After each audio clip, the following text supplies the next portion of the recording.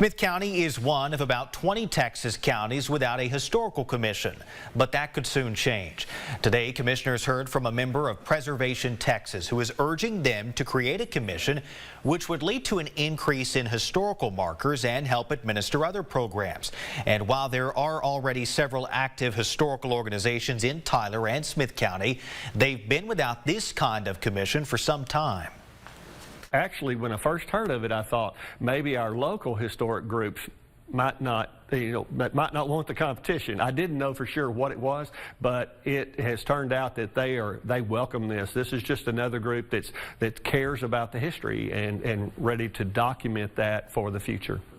Connor Herterich of Preservation Texas is hoping for an annual budget of anywhere from $15,000 to $20,000, and he tells us making Camp Ford a National Historic Landmark would be at the top of his list of priorities. The court took no action today, but they will make a decision in the near future. The only other East Texas county without this kind of commission is Bowie County.